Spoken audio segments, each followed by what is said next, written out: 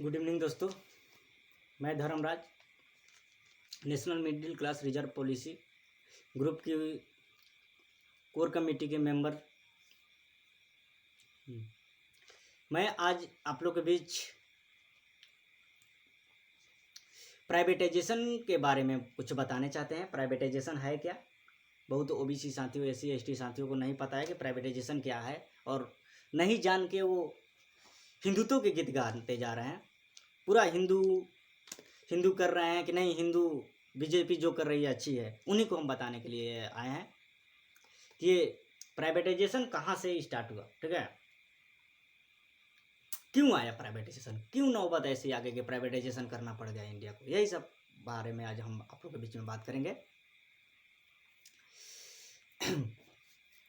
फिर हम अपने बड़े साथियों को, ओबीसी साथियों को सबसे पहले तो हम प्रणाम करना चाहते हैं उनको, ठीक।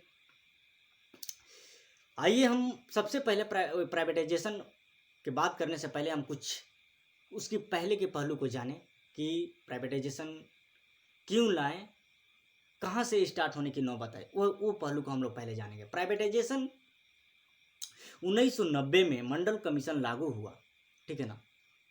1990 में मंडल कमीशन लागू हुआ। 1993 में कॉलेजियस सिस्टम आ गया। पहले कॉलेजियस सिस्टम में जज को चुनने के लिए, सुप्रीम कोर्ट को जज को चुनने के लिए राष्ट्रपति का भी भागीदारी होती थी। लेकिन जब ले कॉलेजियम सिस्टम आ गया, कॉलेजियम सिस्टम में राष्ट्रपति के कोई भागीदारी नहीं है। वल्ली क्या करेंगे लोग, तो वहीं के वरिष्ठ जज जो हैं सुप्रीम कोर्ट के, वहीं लोग अपने में सिलेक्ट कर लेंगे लोग। बस नाम के लिए वो पार्लियामेंट के कुछ सहारा है और कुछ नहीं, ठीक है ना।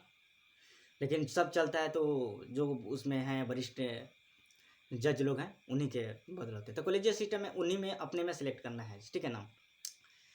जैसे कि होता है ना एग्जाम में 2 सेंटर, एक होम सेंटर होता है, एक दूसरे कॉलेज में हुआ, ठीक है ना, अदर सेंटर जो हो गया। तो वो लोग होम ही सेंटर है समझिए। अपने में चीट करेंगे, अपने में जो करना है करिए, अपने में सेलेक्ट करके लगता है। तो वो कॉलेजियस सिस्टम है। कॉलेजियस सिस्टम का यही मतलब हुआ कि जैसे कि डॉक्टर के बेटा हमेशा डॉक्टर बनते आ रहा है, उसी तरह माने कॉलेजियस सिस्टम में भी है कि जज का बेटा जज ही बनते जाएगा, उसी में ना सेलेक्ट करेंगे, क्योंकि वही आदमी है सिलेक्शन करने वाले, ठीक है, इंटरव्यूअर वही है। तो ये बात है कॉलेजियस सिस्टम में। तो सबसे पहले मंडल कमीशन 1990 में, 1993 में क्या आया, कॉलेजियस सिस्टम। 1993 में कॉलेजियस सिस्टम के बाद 1900 कॉलेजियस सिस्टम इसलिए आया था कि मंडल कमीशन का उसका बदला लेना था। क्योंकि मंडल कमीशन में क्या हुआ था कि ओबीसी इतना बड़ा 60% आबादी वाला को रिजर्वेशन दे दिया गया था। ये ओबीसी ये जनरल लोग को रहा नहीं गया था, यह उन लोग को बहुत बड़ा झटका था। इसलिए ये उसको बदला के लिए सबसे पहले वो लोग हाथ आया कहाँ पे, वो ये क्या बोलते हैं, ये सुप्रीम कोर्ट को कब्जा कर लिया कॉलेजियस सिस्टम लाके। वहाँ पर सभी लोग वही है। आज तक कोई भी ओबीसी का कैंडिडेट है, ओबीसी का आदमी सुप्रीम कोर्ट में जज नहीं बना है आज तक। ये याद रखिएगा, जाके डाटा देख लीजिए, कोई नहीं बना है। मात्र 5 आज तक जस्टिस एससी एसटी से बने हैं, लेकिन ओबीसी एक भी नहीं, और टोटल जनरल से ही बने हैं, ठीक है। मंडल कमीशन कॉलेजियस सिस्टम से आने के बाद अब उन लोग को तीसरा चाल था, स्वर्णों को तीसरा चाल था कि उन लोग को सरकार पर कब्जा करना। कॉलेजियस सिस्टम लाकर तो सुप्रीम कोर्ट पर कब्जा कर ही लिया लोग, अब सरकार पर कब्जा किया लोग, आरएसएस के तहत बीजेपी को चलाना, और ओबीसी कैंडिडेट नरेंद्र मोदी को पिछड़ा जाति बताकर और एससी एसटी ओबीसी का वोट बैंक बनाना और जीत जाना। वो हुआ, जैसे वो लोग सोचा वैसे किया। और उसके बाद वो लोग का अगला नेक्स्ट प्लानिंग था, यही प्लानिंग था कि रिजर्वेशन को ख़त्म करना। सबसे बड़ी ये वो लोगों था, क्योंकि कहाँ से स्टार्ट हो रहा है, मंडल कमीशन से। वही उसी का बदला वो कॉलेजियस सिस्टम, कॉलेजियस से सरकार बनाया। सरकार के बाद ये लोग रिजर्वेशन ख़त्म। तो रिजर्वेशन ख़त्म कैसे हो, रिजर्वेशन ख़त्म जितना मान के चलिए, जितना भी वैकेंसी सरकार यहाँ निकालती है, कोई भी स्टेट या कोई भी कंट्री में, और वहाँ रिजर्वेशन है, तो फ़ायदा किसका होगा, प्राइवेट में तो फायदा होगा नहीं। प्राइवेट में तो रिजर्वेशन लागू होता नहीं है अभी तक। तो प्राइवेट में कभी कहीं रिजर्वेशन का भी डिमांड नहीं हुआ है, ठीक है। कहीं कहीं थोड़ा थोड़ा आग सुलगती है, डिमांड होती है, लेकिन उसको बुझा दिया जाता है स्वर्णों के जब। स्वर्णों से, उसको पूछा जाता है। तो उस तरह ये लोग क्या किए कि ये लोग क्या किए कि मतलब क्या बोलते हैं कि आपको स्वर्ण के द्वारा बीजेपी सरकार में आकर प्राइवेटाइजेशन स्टार्ट किया गया। प्राइवेटाइजेशन में आप अभी फिलहाल सुन रहे हैं कि 150 ट्रेन को प्राइवेटाइजेशन किया जा रहा है 32 साल के लिए, ठीक है ना। इस प्राइवेटाइजेशन में क्या घटा होगा ये हम आपको, क्या लॉस हो रही है ये बताएंगे। लॉस इसमें सभी को है, ज़्यादातर ग्रुप डी वाले लोग को, ट्रेन रेलवे वाला जितना लोग फॉर्म भरे हैं सबसे बड़ी उनको भरम है कि एक जो भी फॉर्म का दाम होगा, प्राइस होगा उसका, तो वो 66,000 वैकेंसी को रद्द किए हैं नरेंद्र मोदी सरकार ने। और जो लड़के 2 साल से 3 साल से तैयारी कर रहे हैं रेलवे के, उन पे क्या बीत रही होगी। ये स्टूडेंट लोग, आप लोग जगिए और नरेंद्र मोदी और कांग्रेस और बीजेपी दोनों को खिलाफ आप लोग लड़िए। दोनों एक ही है, ठीक है ना। एक क्वाइन का दोनों अपोजिट साइड है। हेड टेल देखे ना, क्रिकेट खेलते हैं तो टॉस करते हैं तो हेड टेल वही है, एक बीजेपी एक कांग्रेस है। तो इस सबसे बड़ा स्टूडेंट को जिसमें झटका लगा है कि जो लड़का 2 साल से तैयारी कर रहा है उस पर क्या बीती, उसको फॉर्म रद्द हो गया, ठीक है।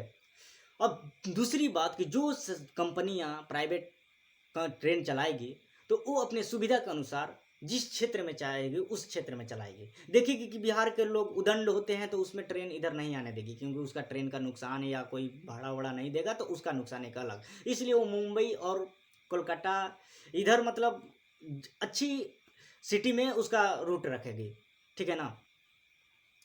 और सबसे बड़ी बात है कि इसमें सबसे ज़्यादा महंगा ये स्टूडेंट में थी पैसेंजर को पड़ेगा ये सब ट्रेन, क्योंकि वो प्राइवेट है। प्राइवेटाइजेशन हो जाने के बाद उसको कंपनी को जैसे मन करेगा वैसे चलाएगा, क्योंकि ये 25 रुपया 15 रुपया के तो आरा से पटना, अब पटना से जो भी वैशाली जाने के लिए जो भी हो, वैशाली या भागलपुर जाइएगा, उधर समस्तीपुर जाइएगा तो वो जो रेट होगा उससे तो कुछ तो बढ़ेगा। इस सरकार के पे तो है नहीं कि वो बढ़ाएगा तो अब उसका सरकार गिरा दीजिएगा। अगर बीजेपी के पास रहेगा तो रेट बढ़ाएगी तो महंगाई के खिलाफ हम आवाज़ उठाएंगे। जैसे पेट्रोल का तेल पेट्रोल बढ़ रहा है रेट, तो हम आवाज़ उठा रहे हैं। तो बीजेपी को पड़ रहा है ना कि अगला बार हो सकता है मेरा सरकार गिरा जाए, लेकिन जब प्राइवेटाइजेशन ही कर दिया जाएगा तो सरकार पर भी अपना ही फोर्स कर सकते हैं। कि महंगाई बढ़ रही है उसके विरुद्ध में नहीं बैठिएगा। अब तो प्राइवेट वाला के आप जाइए, कंपनी वाला के बोलिए, कंपनी वाला को बोलिएगा, कंपनी वाला आपको नौकरी से निकाल देगा। जिस तरह आप सपोज दैट अभी शिक्षक वाला में क्या हुआ कि आप शिक्षक वाला में देख रहे थे, शिक्षक लोग अभी स्ट्राइक कर रहे थे, वही जस्ट लाइक वो प्राइवेट में रहता तो शिक्षक लोग स्ट्राइक कर पाते, स्ट्राइक करते तो उनको कंपनी के मालिक निकाल देते। आप ये समझ रहे हैं ना बात। अब आपको गुलाम बन के शोषित होते हुए भी उसी के काम करना है, क्योंकि दूसरा कोई चारा नहीं है। सरकार अपने आप से छुड़ा रही है। फर्स्ट ये छुड़ा रही है कि अगर वो प्राइवेटाइजेशन हो सकता है तो उसके विरुद्ध में आप उसके स्ट्राइक नहीं कीजिएगा सरकार के विरुद्ध में। जैसे तेल महंगा हो रहा है तो सरकार तेल महंगा कर रही है, उस पर कुछ टिप्पणी नहीं दीजिएगा। वो तो बोलना आप नहीं है, वो डायरेक्ट पलड़ा अपना झाड़ लेगा कि वो तो अंबानी जी कर रहे हैं, जो कंपनी है उसको नाम लेकर वो अपना पलड़ा झाड़ लेंगे। दूसरा, रिजर्वेशन खत्म कर दिया। फर्स्ट, बेरोजगार लोगों को बेरोजगार नहीं मिल पाएगा, और सेकंड रिजर्वेशन ही खत्म कर दिया। रिजर्वेशन कैसे, प्राइवेट हो जाएगा तो रिजर्वेशन प्राइवेट में तो होगा नहीं। तो ये बहुत बड़ा सोच है। ये मंडल कमीशन से कॉलेजियस सिस्टम से, कॉलेजियस सिस्टम्स के बाद सरकार में आना, सरकार के आने के बाद ये सभी सिस्टम को खत्म करके मनुवादी संविधान ये लोग लागू करना चाहते हैं। बस वो लोग पहले वाला सोच रहे हैं कि पहले हम लोग जैसे शोषण करें फिर वो लोग शोषण करें। लेकिन अब ओबीसी जाग रही है। स्वर्ण लोग, हम आपसे बता देते हैं कि अब यही ओबीसी एससी एसटी और जनरल को एक ब्रिज के रूप में काम करती थी, दोनों को सटा के। लेकिन अब स्वर्ण को माफ नहीं करने वाली है ये ओबीसी। अब जग रही है। अब रोकना है तो आप रोक लीजिए, लेकिन आपसे अब रुकने वाली नहीं है, आग लग गई है। हर ओबीसी बच्चा अब चिल्ला रहा है मेरा को रिजर्वेशन चाहिए और रोजगार चाहिए। आपको प्राइवेटाइजेशन करने से रोजगार हम लोग को नहीं मिलेगा, ठीक है। इसलिए आप लोग टेंशन मत लीजिए, अब ये जग रही है, जग गई है। तो ये प्राइवेटाइजेशन का लॉस है। आप एक एग्जांपल आपको बताते हैं, तेजस ट्रेन का आप नाम सुने होंगे, जो प्राइवेट है, उसके बारे में देखे होंगे, कितना महंगा महंगा चीज़ है। फैसिलिटी है, नो डाउट फैसिलिटी बहुत है उसमें, लेकिन उसके चलते आप एक गरीब कैसे वो ट्रेवल करेगा उस ट्रेन में। और गरीब गरीब के बारे में बता रहे हैं कि आपको 80% इंडिया में गरीब ही लोग हैं, 20% है जो। तो ये सब होगी जो लॉसे होगी गरीब लोगों को। तो हम अब आपसे ओबीसी वर्ग के नेता लोग से रिक्वेस्ट करते हैं कि आप लोग बीजेपी और कांग्रेस को छोड़िए और ओबीसी जनता आपके साथ है, आप आगे बढ़िए प्लीज सर। आप लोग रिक्वेस्ट करते हैं कि आप लोग, हम लोग ओबीसी महासभा है, राष्ट्रीय ओबीसी आरक्षण संघ है, जो national middle class reserve policy हम लोग का जो ग्रुप चल रहा है, ठीक, ये आपस में मिली हुई है और हम लोग आपको पूरा भरपूर सपोर्ट करेंगे। हम स्पेशल थैंक्स बोलेंगे मिस्टर विनोद सर के, जो ओबीसी महासभा के एक जिला अध्यक्ष है, और मिस्टर संतोष सर को भी एक हम स्पेशल थैंक्स बोलेंगे, और मिस्टर सुनील सर को special thanks for supporting OBC को आगे बढ़ाने में। ये जिन लोगों को हम नाम लिए हैं, इन लोगों को बहुत बड़ा भूमिका है।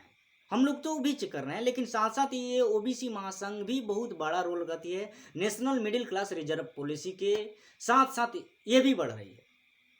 राष्ट्रीय ओबीसी आरक्षण संघ, ठीक है, ये हम लोग का ग्रुप है जो संघ चलता है, जो 500 का अप्रॉक्स में मेंबर है। और ओबीसी महासभा में वो भी एक फेसबुक पर आप देखिएगा पेज होगा, वहाँ पर भी 600-700 का एक मेंबर है। वहाँ पे भी ये दोनों आपस में मिलकर काम कर रही है।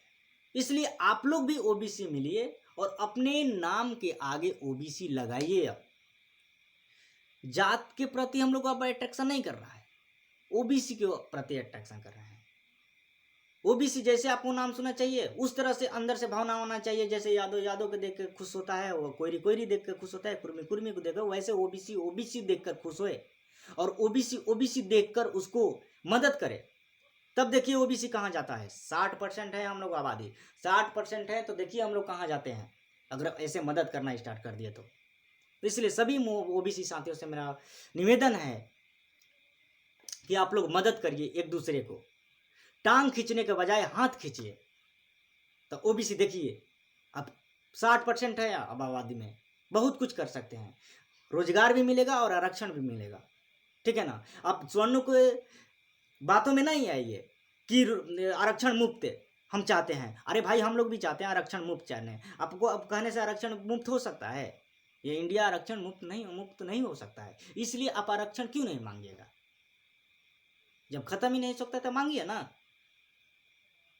आप बोल रहे हैं आरक्षण खत्म कर देना चाहिए, आप ही के मन में तब फिर ये भी होगा कि रोजगार भी खत्म कर देना चाहिए। तो रोजगार क्यों बोल रहे हैं कि रोजगार चाहिए? जहां आरक्षण नहीं है वहां तो हम लोग नहीं ना बोल रहे हैं। स्पोर्ट्स में है आरक्षण, कहाँ है स्पोर्ट्स में? देख रहे हैं वहां पर सभी लोग, SC ST के भी लड़का जा रहा है, ओबीसी के भी लड़का जा रहा है, उतना ही भागीदारी कर रहा है जितना स्वर्ण कर रहा है। लेकिन देखिए उसमें क्या है, ऐसा नहीं है कि ओबीसी SC ST वर्ग ओनली आरक्षण से ही आगे जा रहा है। स्पोर्ट्स में जाके देखिए आरक्षण नहीं होते हुए भी कितना आगे जा रहा है SC ST के लिए और ओबीसी के लोग। इसलिए आप लोग जनरल की बातों को समझिए। वो लोग को बहुत ऊंच सोच है, वो लोग शुरू से ही वो लोग को खून में ही चलता है, ठीक है ना, कि क्या करना है और आगे के सोच रखते हैं। आप भी आगे के सोच रखिए, तब टक्कर देगी और तब आएगा हम लोग को खेल में मजा। अब मजा यहीं आएगा, ओबीसी जग गई है, ठीक है। ये सब बातें हैं, ठीक है सर। आप लोग को वीडियो लंबा हो रहा है, आप लोग से हम अब विदा लेना चाहते हैं। चलिए ठीक है, नमस्ते, गुड नाइट, बाय।